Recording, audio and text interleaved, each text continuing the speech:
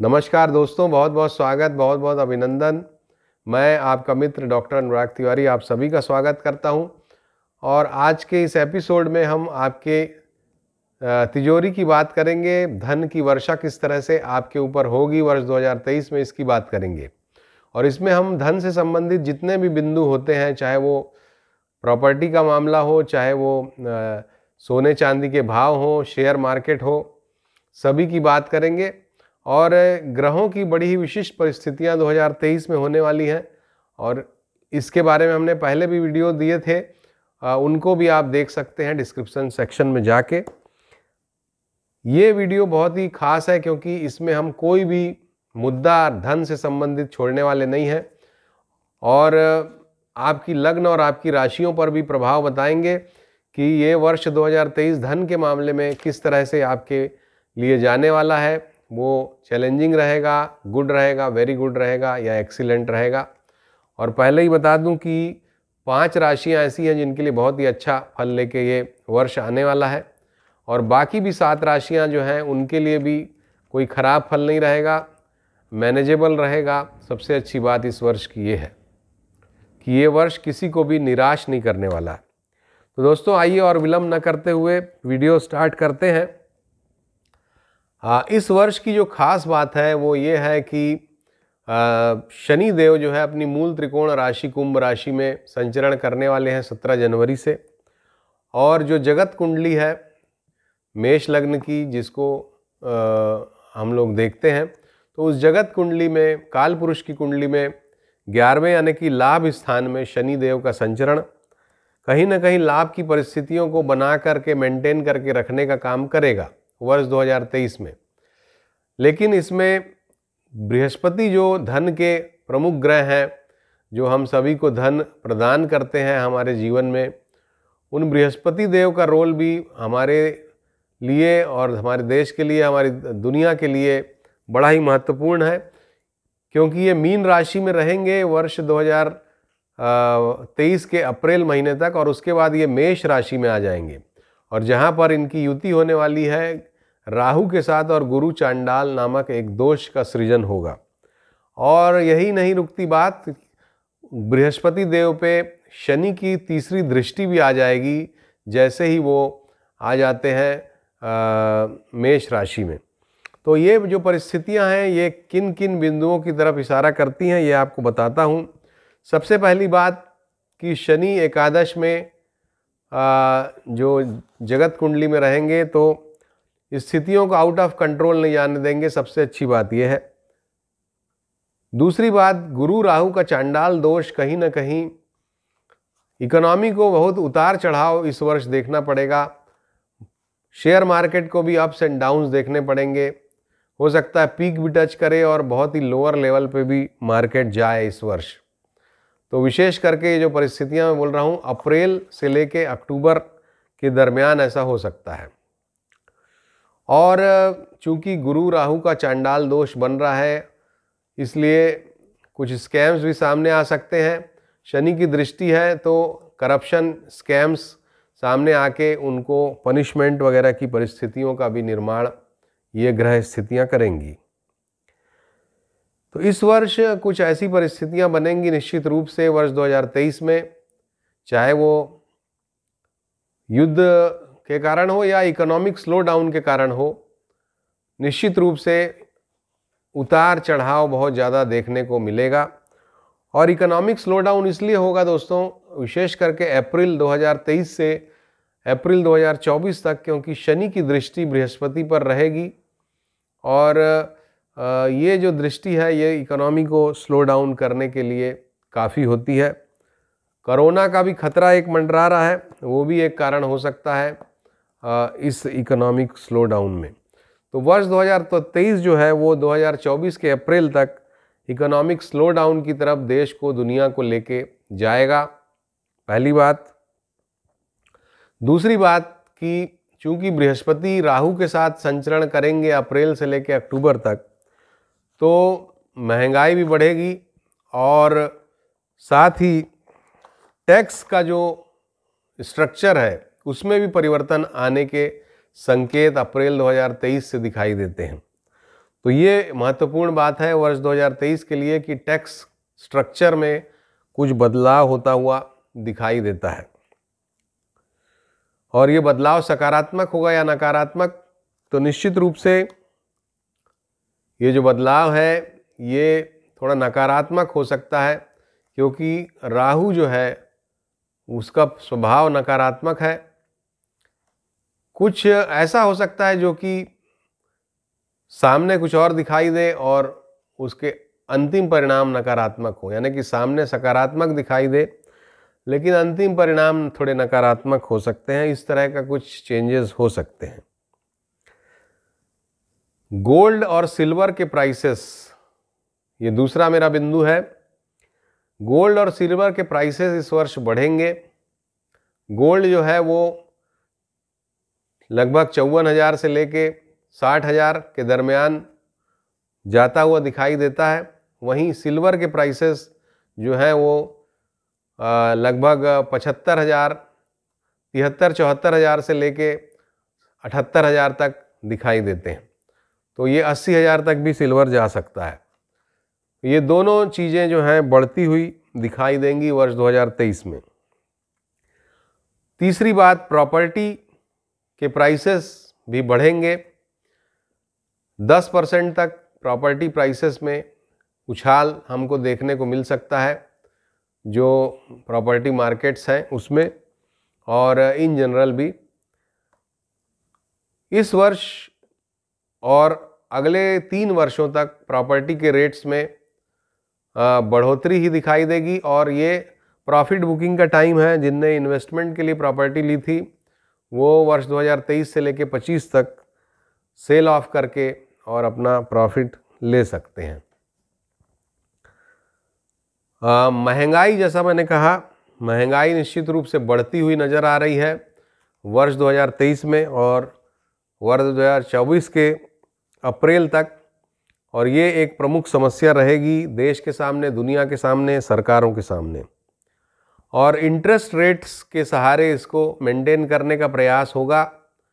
Rate of interest अभी और भी ज़्यादा बढ़ सकते हैं वर्ष 2023 में।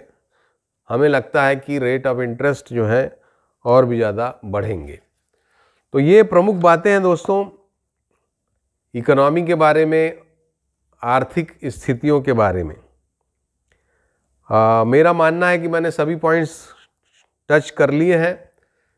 चूँकि मार्केट में बहुत अप एंड डाउन होंगे, इकोनॉमी में भी परेशानियां रहेंगी, इसलिए जो शेयर बाज़ार है वो भी बहुत ज़्यादा अप डाउन होगा, ये मैंने पहले ही आपको बता दिया है। अब एक दूसरा बिंदु जो मेरे मन को उद्वेलित कर रहा है, थोड़ा सा समय लूँगा आपका। एक वीडियो आया है, एक यूट्यूबर हैं, काफ़ी उनके सब्सक्राइबर्स हैं, विभिन्न मुद्दों पे वो वीडियो बनाते हैं, राजनीति पे विशेष करके बनाते रहते हैं। उन्होंने ज्योतिष को फ्रॉड विद्या कहा है, फ्रॉड कहा है।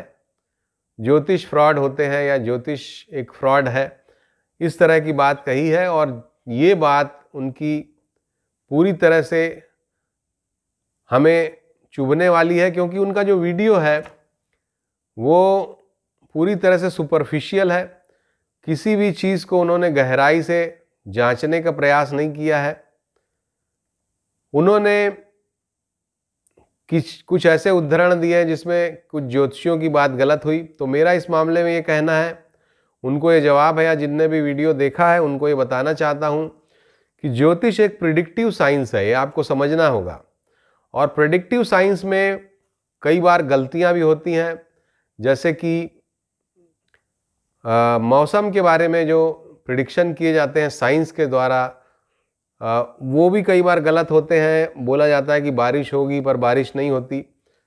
तो किसी भी चीज़ का जो साइंटिफिक प्रिडिक्शन होता है उसका एक मॉडल बनाया जाता है और वो मॉडल बताता है कि ये सारे पैरामीटर्स हैं और ये पैरामीटर्स इस तरह से मूव करेंगे तो इस तरह की परिस्थितियां बनेंगी। ये एक प्रिडिक्शन होता है।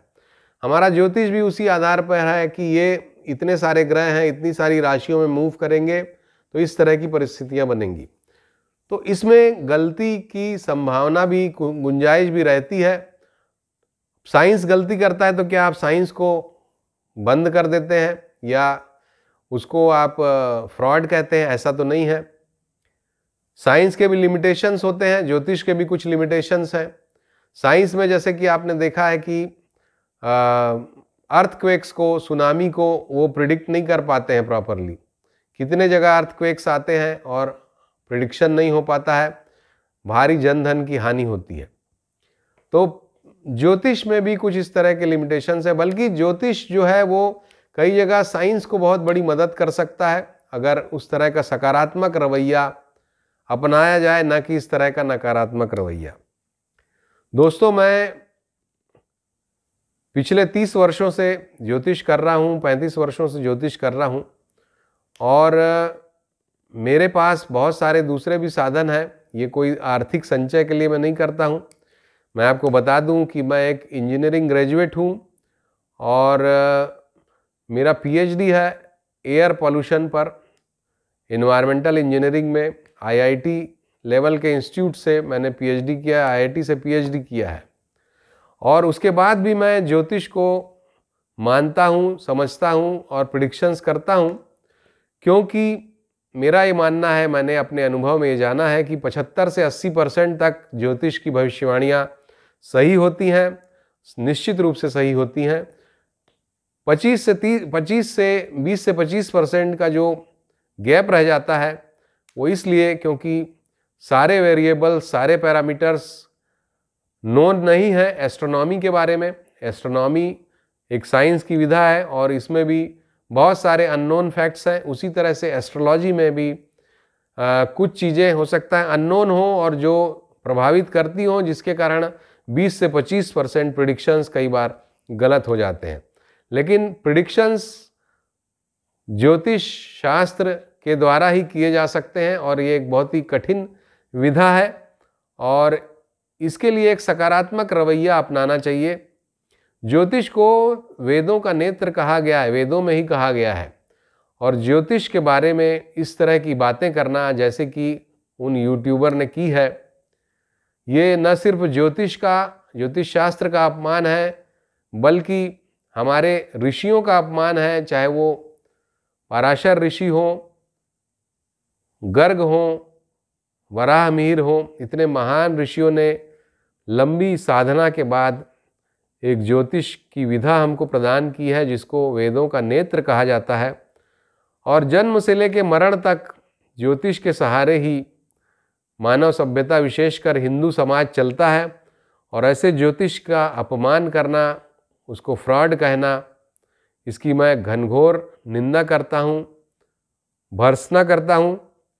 और मेरा ये मानना है कि जितने सुपरफिशियल लेवल पे उन्होंने इसकी निंदा की है और ज्योतिष को बदनाम करने की कोशिश की है, मुझे ऐसा लगता है कि वो अपने दूसरे एपिसोड्स में भी इतनी ही सुपरफिशियल स्तर पे रिसर्च करके प्रेजेंटेशन करते होंगे, ऐसा दिमाग में आता है, क्योंकि इस विषय को तो हम बहुत अच्छे से जानते हैं। इस विषय को तो उन्होंने टच ही नहीं किया। न जाने कितने मेरे से जुड़े हुए लोग हैं जो स्कूल में पढ़ाई ही नहीं करते थे, जो इन्होंने स्कूल जाना बंद कर दिया था। हमने ज्योतिष के सहारे उनकी मदद की और आज वो इंजीनियरिंग करके एक बहुत ही सुखद जीवन और लाखों में सैलरी अर्न कर रहे हैं, देश विदेश में प्लेसमेंट पा रहे हैं। कितने ऐसे केस, शादी नहीं हो रही थी, बार बार एक्सीडेंट्स होते थे, बहुत सारे अनगिनत केसेस हैं, बताने बैठूंगा तो बहुत समय लग जाएगा। लेकिन ज्योतिष को अगर वो समझते, किसी अच्छे ज्योतिष से मिलते और अपनी भी कुंडली के एनालिसिस कराते, तो वो शायद समझ पाते कि ज्योतिष शास्त्र में कितनी गहराई है। तो दोस्तों, ये था मेरे मन की बात, क्योंकि मुझे उनकी बात ने बहुत हर्ट किया। अब आइए आते हैं आपकी राशियों और लग्नों पे किस तरह का ये प्रभाव डालने वाला है वर्ष 2023 और इसकी ग्रह परिस्थितियाँ। तो लग्न से भी आप देखिए, राशि से भी देखिए। कुछ लोग बोलते हैं कि हमको कन्फ्यूज़न होता है, इसमें कन्फ्यूज़न की कोई बात नहीं है। मान लीजिए आपका मेष लग्न और कर्क राशि है, तो आप मेष लग्न का भी फल सुनिए, कर्क राशि का भी फल सुनिए, और निश्चित रूप से जो फलित होगा आपके जीवन में, इसका एवरेज फल ही होगा। दोनों ही बातें ज्योतिष में सही होती हैं, अच्छी भी और बुरी भी। तो जिनका मेष लग्न है या जिनकी मेष राशि है उनके लिए धन के लिए बहुत ही अच्छा समय वर्ष 2023। शनि का आशीर्वाद है, गुरु का आशीर्वाद है, कहना ही क्या। वृषभ लग्न हो या वृषभ राशि आपकी हो तो आपके लिए गुड है, और गुड भी एक अच्छी कैटेगरी है। कुल मिला के ये जो गुड, एक्सीलेंट और जो कैटेगराइज हमने किया है, ये प्रॉफिट एंड लॉस के बेस पे हम आपको बता रहे हैं कि कितना धन आपको खर्च होगा और कितना आपका आएगा, यानी कि आर्थिक स्थिति कुल मिला के बैलेंस शीट आपकी कैसी रहेगी। तो जिनका एक्सीलेंट है उनको काफ़ी अच्छी धन की प्राप्ति होगी, ये बात निश्चित है।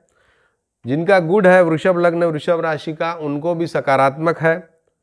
मिथुन के लिए भी एक्सीलेंट है फल, उनको भी गुरु, शनि और राहु तीनों का आशीर्वाद मिल रहा है। तो सबसे अच्छा अगर मैं कहूँ तो मिथुन के लिए है। कर्क के लिए ये चैलेंजिंग टू गुड है। सिंह लग्न या सिंह राशि के लिए ये गुड टू वेरी गुड है। कन्या लग्न हो या कन्या राशि हो उनके लिए वेरी गुड है। तुला लग्न या तुला राशि के लिए चैलेंजिंग है। वृश्चिक लग्न तुला के लिए चैलेंजिंग टू गुड है। वृश्चिक लग्न वृश्चिक राशि के लिए ये गुड है। धनु लग्न हो या धनु राशि हो उनके लिए एक्सीलेंट है। मकर लग्न हो या मकर राशि उनके लिए वेरी गुड है। कुंभ लग्न हो या कुंभ राशि हो अगर आपकी, तो आपके लिए चैलेंजिंग टू गुड है। और मीन लग्न हो या मीन राशि हो आपके लिए भी चैलेंजिंग टू गुड है। तो अगर देखा जाए तो 3 इसमें एक्सीलेंट राशियां हैं, लग्ने हैं, जिसमें मेष है, मिथुन है और धनु है। इनको बहुत अच्छे परिणाम मिलेंगे। वेरी गुड में सिंह है, कन्या है, मकर है, इनको भी सकारात्मक परिणाम मिलेंगे।